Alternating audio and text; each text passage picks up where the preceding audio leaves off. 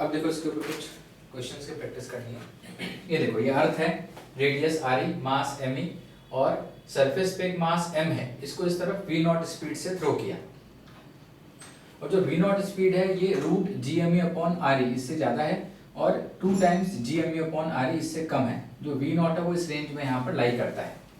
अब तुमसे पूछा है कि इसका पाथ कैसा होगा।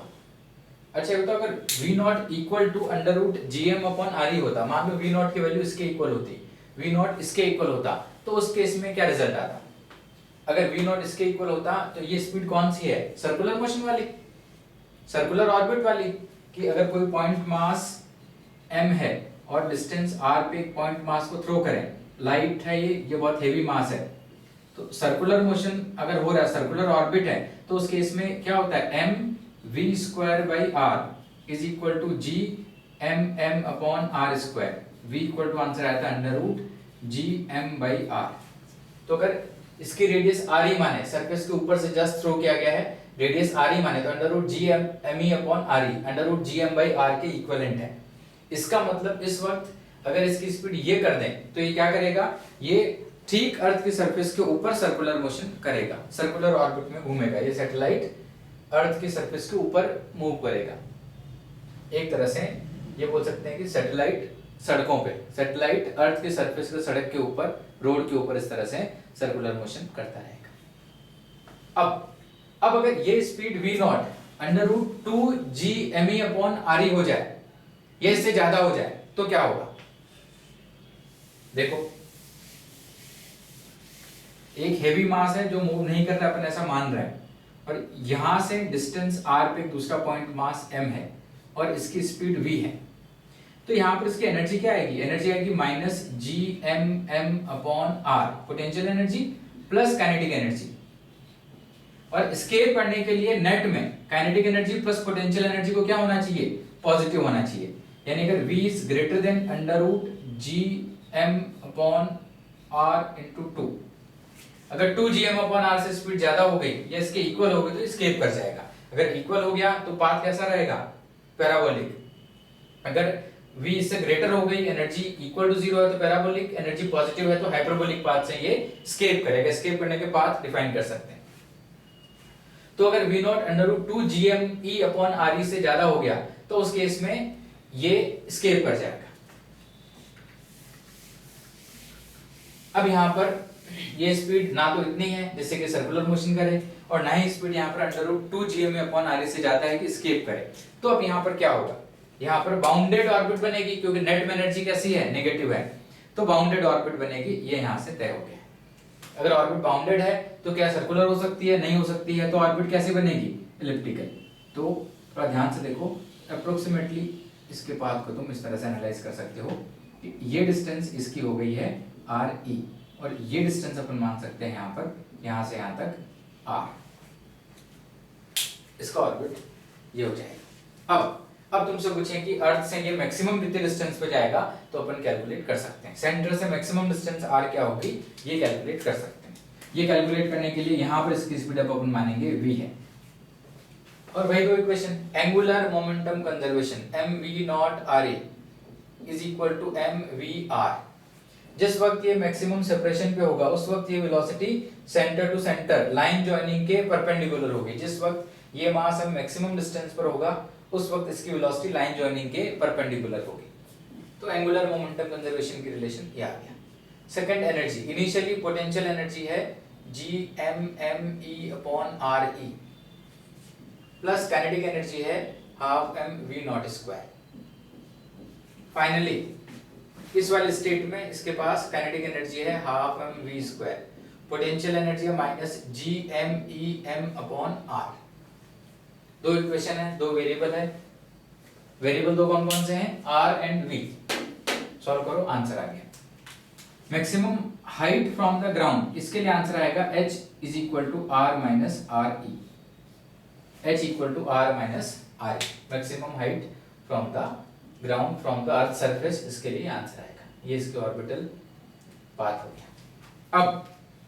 अब तुमसे पूछिए कि इसका टाइम पीरियड क्या होगा, तो टाइम पीरियड का आंसर आता है t equal to 4 pi square upon G M E, semi major axis R E plus r/2 का क्यूब। टाइम पीरियड अपन यहां से कैलकुलेट कर सकते हैं, इसका टाइम पीरियड ये होगा। हो गया ये? किसी भी इंस्टेंट पर एंगुलर मोमेंटम क्या होगा? यही होगा। किसी भी इंस्टेंट पर नेट एनर्जी क्या होगी? ये होगा। नोट किया?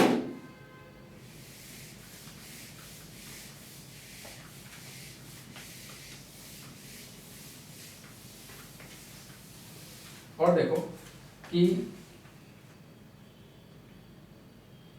अपने पास ये अर्थ है ME, ये अर्थ है, और यहां से डिस्टेंस स्मॉल r पे एक सैटेलाइट सर्कुलर ऑर्बिट में घूम रहा है। सैटेलाइट काफी हाइट पर है, स्मॉल m यहाँ पर सर्कुलर ऑर्बिट में घूम रहा है, ये सर्कुलर ऑर्बिट में घूम रहा है। डायग्राम से बना लेते हैं।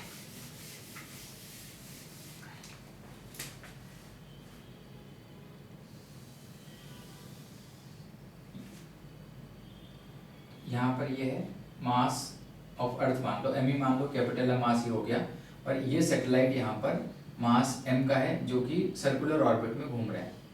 ये मान लो यहाँ पर v स्पीड से घूम रहा है। तो मैं दिया हुआ है कि रेडियस r में ये सर्कुलर ऑर्बिट में घूम रहा है, रेडियस r में ये सर्कुलर ऑर्बिट में घूम रहा है। तो v की वैल्यू फिक्स हो गई ना। जैसे ही तुमसे बोला जाएगा कि ये सर्कुलर ऑर्बिट में v स्पीड से घूम रहा है, रेडियस r में घूम रहा है, तो v फिक्स हो गई। v का आंसर क्या आ गया? v नॉट से घूम रहा है मान लो, तो v naught is equal to under root GME upon r। mv square by r equal to g m1 m2 upon r square. mv square by r equal to g m1 m2 upon r square. Circular motion हो रहा है तो अपन ये बोल सकते हैं।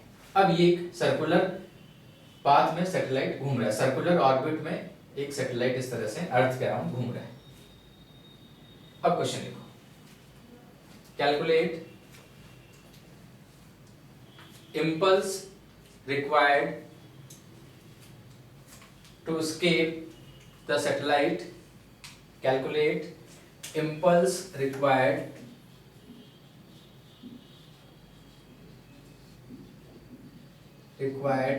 to escape the satellite from its orbit. इसमें first part minimum impulse to escape. अब देखो स्केप करने के लिए इसकी वेलोसिटी क्या करनी पड़ेगी? v स्केप क्या है? v स्केप वेलोसिटी अपन ने कैलकुलेट करी थी कि इसकी काइनेटिक एनर्जी 0 हो जाए। इसके लिए अपन ने कैलकुलेशन किया था, वो आंसर आया था ये, that is √2 times v not speed करनी पड़ेगी। अगर सर्कुलर ऑर्बिट में इसकी स्पीड v नॉट है तो स्केप करने के लिए स्पीड को √2 टाइम्स करना पड़ेगा, स्पीड को बढ़ाना पड़ेगा। और स्पीड को बढ़ाने के लिए अपन क्या करें? स्पीड को बढ़ाने के लिए अपन इसको इस डायरेक्शन में मान लो इंपल्स j प्रोवाइड कर दें। इंपल्स का साइन i भी होता है, कई बार j भी यूज करते हैं। इंपल्स, लीनियर इंपल्स, फोर्स, धक्का मारा इसको, थ्रस्ट, एकदम से इसको हिट किया, इसको इंपल्स j प्रोवाइड कर दिया। और j इंपल्स प्रोवाइड करने से इसकी वेलोसिटी v नॉट से v स्केप हो गई। ये अपन मानते हैं कि इसकी वेलोसिटी ve हो गई, v स्केप हो गई। तो तुमसे पूछा है कि इंपल्स क्या होगा, तो इंपल्स इक्वल टू क्या होगा? Change in momentum. तो आंसर आ गया इंपल्स j इस तरफ equal to change in momentum. Change in momentum आ गया mv escape final minus mv naught initial. Values रख दो, तो आंसर आ गया m into v naught into √2 minus 1। इतना अपने को इंपल्स इसको देना पड़ेगा, इतने से इसको स्टक करना पड़ेगा कि ये ऑर्बिट को छोड़ के एस्केप कर जाएगा। नोट किया?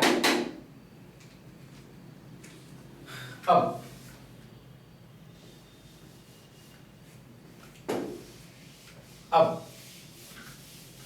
सेकंड पार्ट इसी में। अब मान लो इंपल्स हम इस डायरेक्शन में देंगे, इसको इंपल्स इस डायरेक्शन में देंगे, तो इसकी वेलोसिटी इस डायरेक्शन में क्या हो जानी चाहिए? v स्केप के इक्वल हो जानी चाहिए। तो इंपल्स कितना देना पड़ेगा?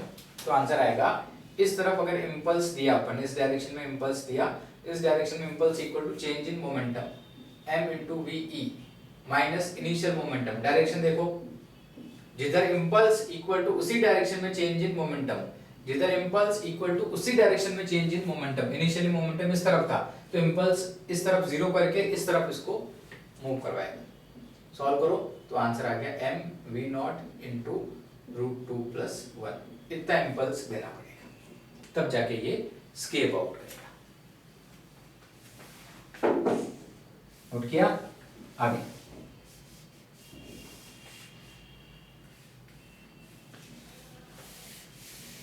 अब कोई तुमसे बोले कि इसको इम्पल्स y डायरेक्शन में देना है, इसको इम्पल्स यहां देना है, y डायरेक्शन में देना है, तो बताओ कितना इम्पल्स प्रोवाइड करें कि ये स्केप आउट कर जाए। y डायरेक्शन में क्या दें इसको इम्पल्स कि स्केप आउट कर जाए। तो y डायरेक्शन में इम्पल्स देने के बाद, y डायरेक्शन में इम्पल्स देने के बाद इम्पल्स दे दिया, उसके बाद इधर v नॉट स्पीड रहेगी और इधर मान लिया कि इम्पल्स की वजह से स्पीड इसको v मिलती है, तो अपन बोलेंगे कि v square plus v naught का स्क्वायर, जो भी स्पीड आगे नहीं वाली, it should be greater than और equal to root 2 times v naught, that is v escape.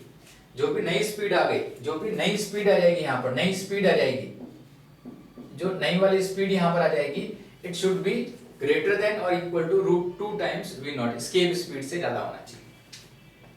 अब इसको थोड़ा सा रीअरेंज कर लो तो आंसर दिख गया v equal to v should be greater than और इक्वल टू v नॉट।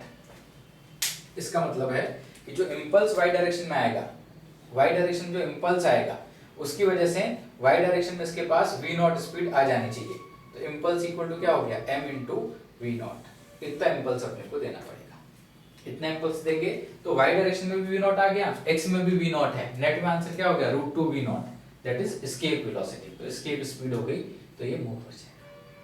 ठीक, नोट किया?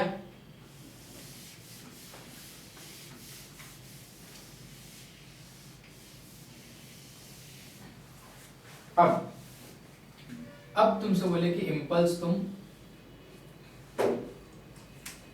बोले कि इम्पल्स तुम रैंडम किसी भी एंगल थीटा पे दे रहे हो, तुमने इम्पल्स इस तरफ दिया, इसको इम्पल्स जे दिया और ये एंगल थीटा है और ये एस्केप कर जाए, इसके लिए क्या होना चाहिए? तो अपन बोल सकते हैं कि जिधर इम्पल्स देंगे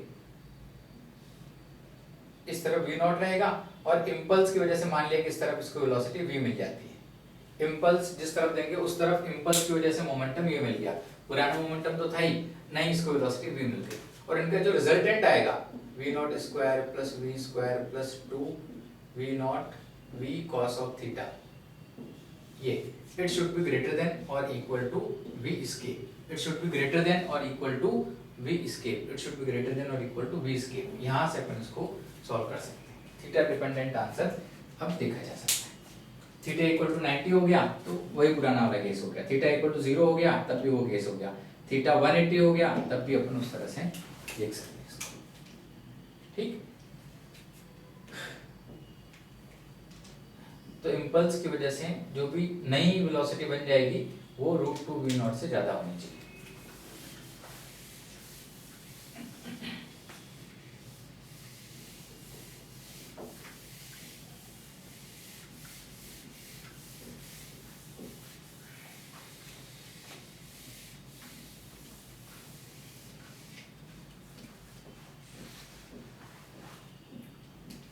और देखो स्टैंडर्ड क्वेश्चन ये आता है कि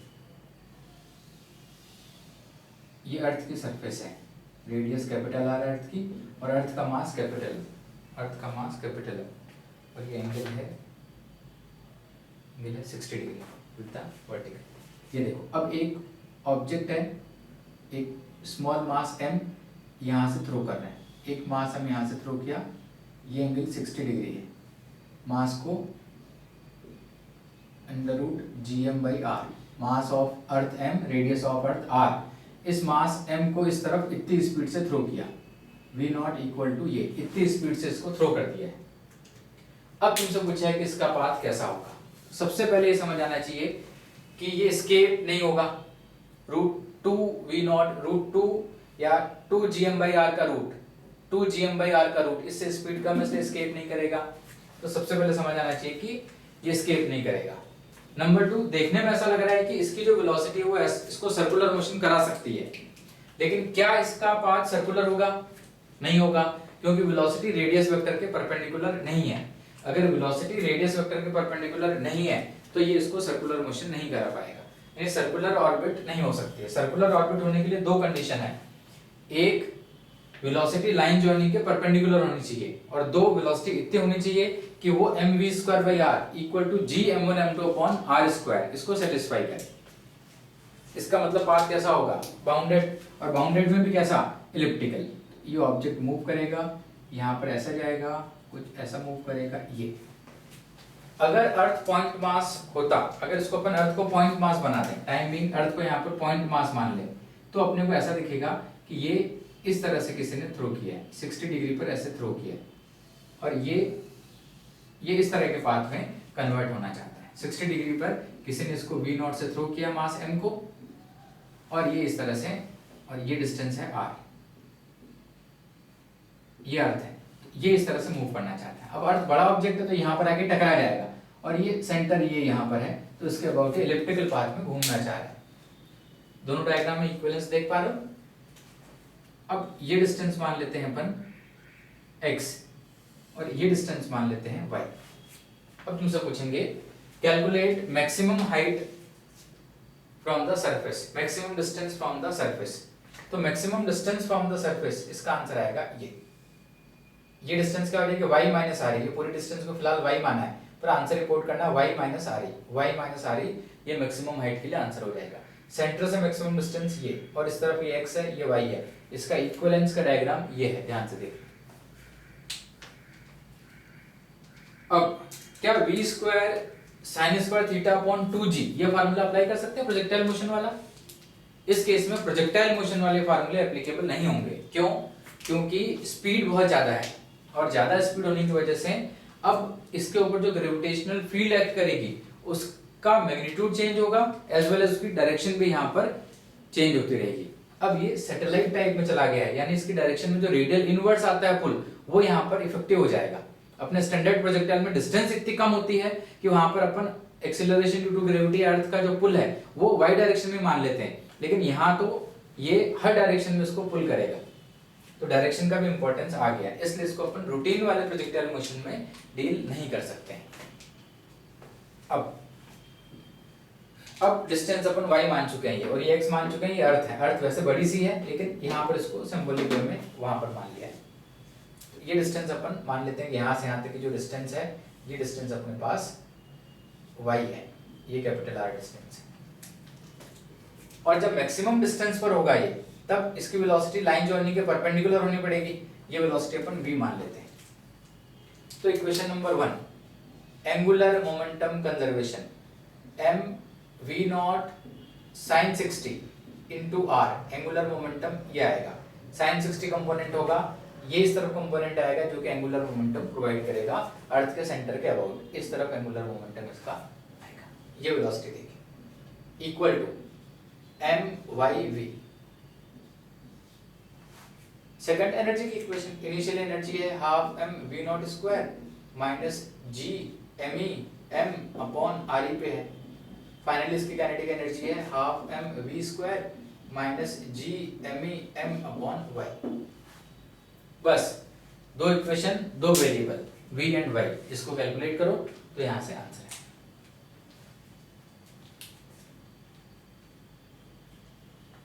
सॉल्व करना तो y के लिए आंसर शायद ऐसा आएगा 3r/2 and r/2। y के दो आंसर आएंगे। y के दो आंसर क्या रिप्रेजेंट करेंगे? इस वाली स्टेट के करस्पॉन्डिंग भी यही इक्वेशन बननी है, तो इसके भी सॉल्यूशन वहीं से आ जाएंगे, क्वाड्रेटिक बनेगी, दो आंसर आएंगे। या ये देखो x और y दोनों के लिए सेम ही टाइप की एनालिसिस आएगी ना, ये सेम इक्वेशन बनेगी। तो एक ही इक्वेशन से दो रूट आएंगे, मतलब मिनिमम सेपरेशन और मैक्सिमम सेपरेशन दोनों का आंसर यहां से आएगा।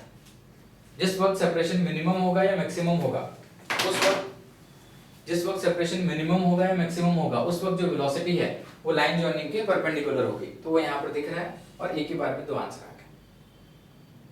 अब maximum height from the surface के लिए क्या आंसर आएगा? Maximum height from the surface के लिए आंसर आएगा r/2। ये r हो गया, और ये r/2, 3r/2 ये डिस्टेंस है, यहां से लेके यहां तक 3r/2 है, तो r/2 मैक्सिमम हाइट, और अंदर की तरफ r/2 आ गया ये, अभी पॉसिबल नहीं, यहाँ पे टकरा जाएगा, नहीं तो ये अंदर भी आ सकता था। ठीक, इतना नोट करो फिर आगे बढ़ते हैं।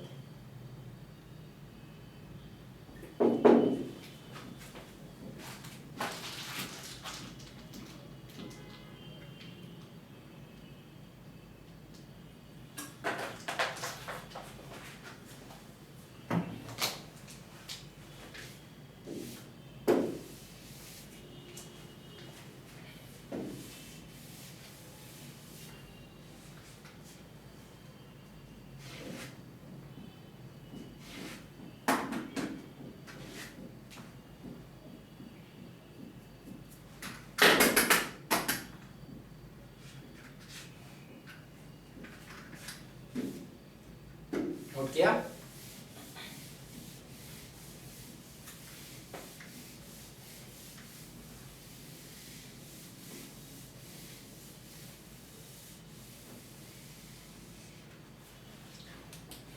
अब देखो एक और क्वेश्चन इसका करते हैं।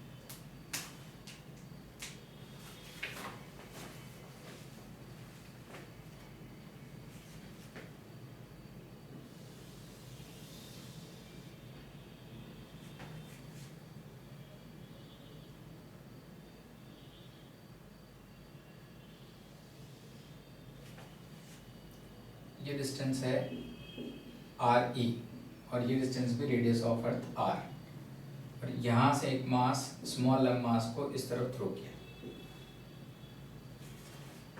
और इसकी जो स्पीड है v naught is equal to है g mass of earth upon 6 radius of earth का root.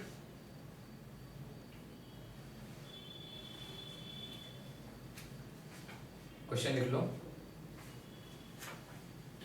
The particle moves on a curved path and finally collides with the earth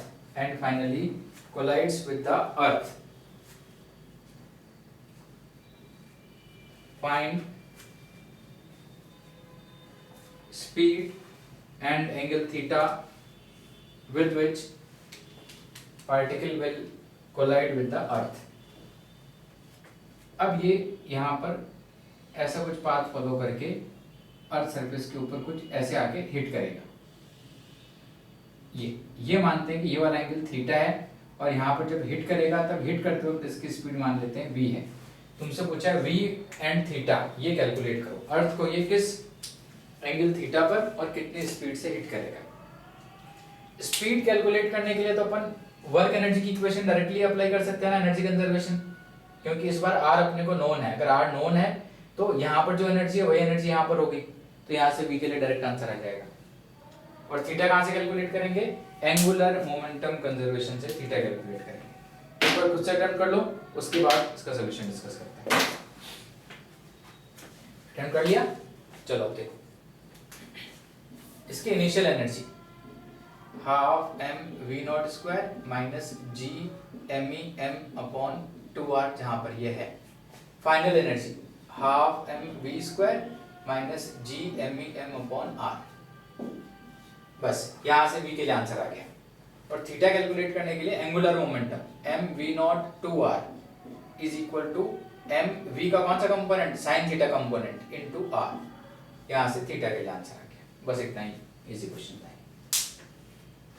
तो इस तरह के क्वेश्चंस हैं। v नॉट यहाँ पर गिवन है √6gm/6r, वहां पर यूज कर लो तो आंसर आ गया।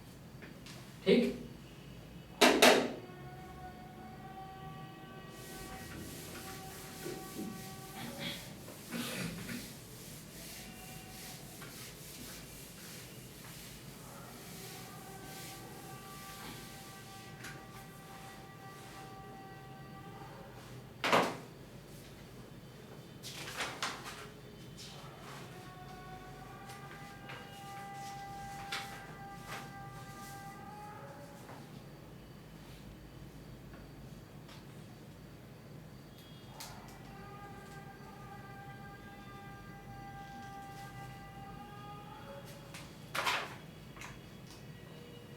आगे देखें।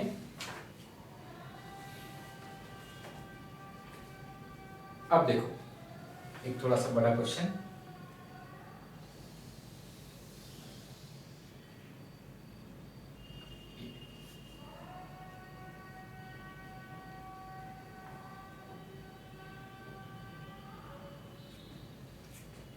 ये अर्थ का मास कैपिटल M और ये सर्कुलर ऑर्बिट में घूम रहा है, जो मास 10m मास है।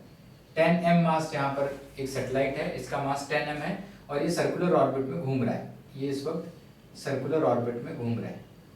अगर सर्कुलर ऑर्बिट में घूम रहा है तो v नॉट कैलकुलेट कर सकते हैं ना।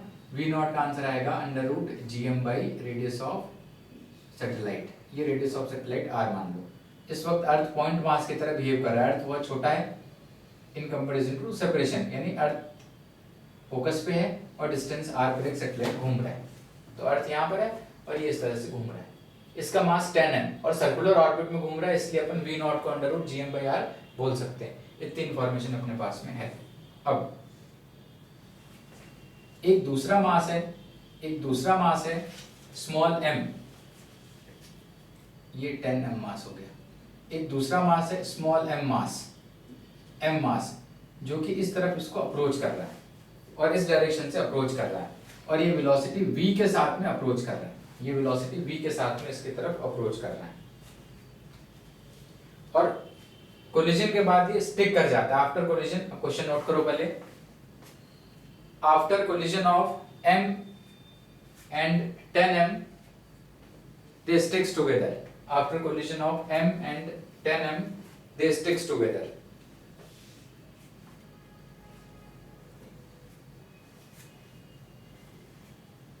क्वेश्चन लिखो, in the new orbit the minimum distance of satellite in the new orbit, the minimum distance of the satellite from earth is r by 2. From earth is r by 2.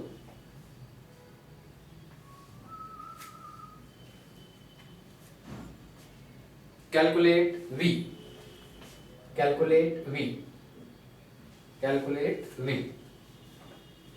कर लो इसको, एक बार attempt कर लो, उसके बाद इसका solution discuss करते हैं।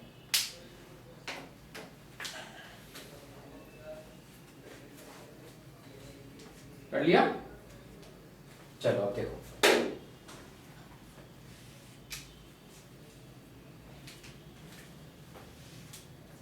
नई सिचुएशन में कोलिजन के बाद नई वेलोसिटीज क्या आ जाएंगी, ये अपने को एक बार चेक करने पड़ेंगे। तो यहाँ चेक करते हैं, नया डायग्राम बनाते हैं यहाँ पर।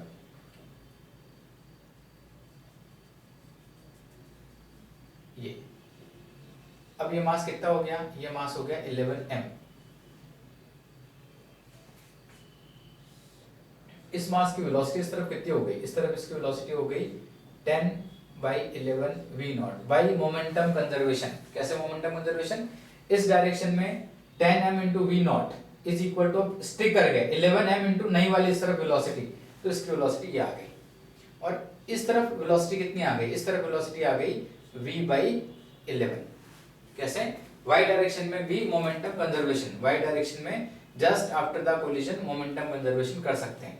तो y डायरेक्शन में आएगा m into V is equal to 11m into नई वाली इस तरफ जो वेलोसिटी आ जाएगी, y में मोमेंटम कंजर्वेशन और x में मोमेंटम कंजर्वेशन। कोलिजन के बाद स्टिक कर गया, इसलिए x और y डायरेक्शन में कंजर्वेशन ऑफ मोमेंटम अप्लाई करके नई वेलोसिटी कैलकुलेट करनी पड़ेगी।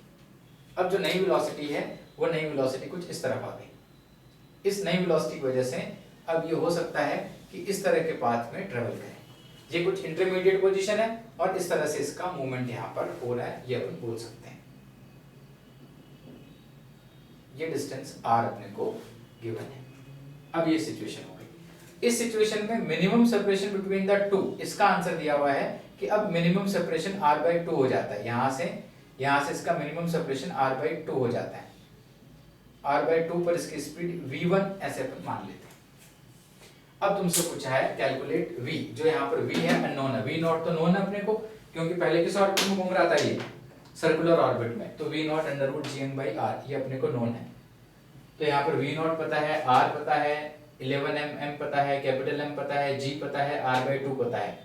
अननोन क्या है, v1 अननोन है और v अननोन है। तो अब यहाँ पर v1 अननोन है और ये जो v कैलकुलेट करना है ये वाला v अननोन है। कितनी इक्वेशन अप्लाई कर सकते हैं? कोलिजन के बाद एनर्जी कंजर्वेशन कर सकते हैं। कोलिजन में एनर्जी लॉस होगी, लेकिन एक बार कोलिजन हो गया तो उसके बाद में एनर्जी कंजर्वेशन एप्लीकेबल है, यानी this point onwards energy conservation apply कर सकते हैं। तो एनर्जी की इक्वेशन लिख रहे हैं, initial energy minus G11 m upon r plus kinetic energy half m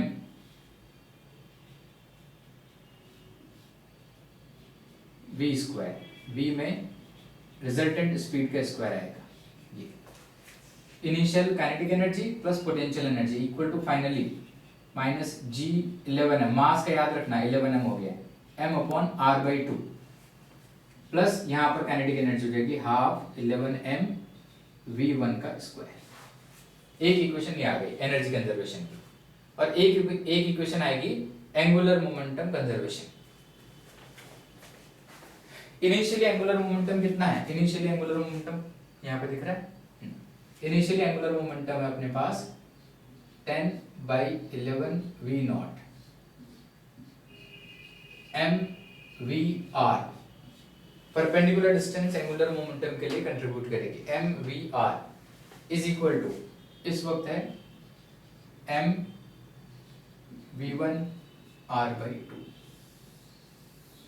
यहां से डायरेक्ट v1 का आंसर आ गया, और एक बार v1 का आंसर आ गया, v1 को यहां पे रख दो तो v के लिए आंसर आ जाएगा। इनिशियली इस m का एंगुलर मोमेंटम के लिए कुछ भी कंट्रीब्यूशन नहीं है, या कोलिजन के बाद v/11 का इसके अबाउट एंगुलर मोमेंटम में कंट्रीब्यूशन नहीं है। एंगुलर मोमेंटम तो ये है। इनफैक्ट कोलिजन का फोर्स भी इंटरनल है, इसलिए इस वक्त जो एंगुलर मोमेंटम है 10m v0r, देखो यहाँ पर 10m v0r ही आ गया है, तो एंगुलर मोमेंटम तो पूरे प्रोसेस में लगातार कंजर्व है 58 g/r। सॉल्व करो, v का आंसर शायद ऐसा आता है, कंफर्म नहीं है हमारे पास लिखा हुआ आंसर, शायद ये 58 gm/r। कैलकुलेट करके इसको वेरीफाई कर लो कि ये आंसर आ गया। अब इसमें सेकंड पार्ट भी हो जाएगा कि कैलकुलेट मैक्सिमम डिस्टेंस। तो एक बार तुम्हें r/2 पता है और v1 पता है, मिनिमम डिस्टेंस पता है, v1 पता है, तो ये डिस्टेंस कैलकुलेट कर सकते हो। इसके लिए वही स्टैंडर्ड अपनी एनर्जी कंजर्वेशन और एंगुलर मोमेंटम कंजर्वेशन की इक्वेशंस अप्लाई करके इसको देखा जा सकता है। डन।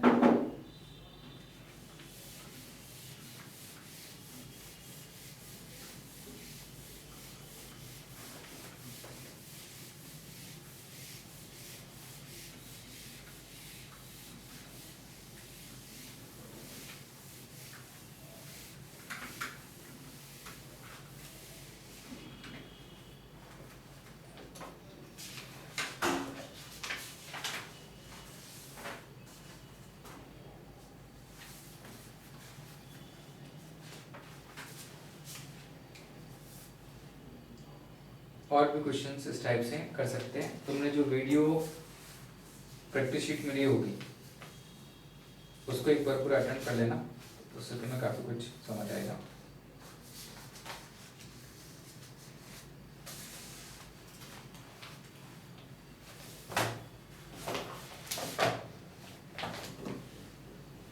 चलो आज के लिए इतना।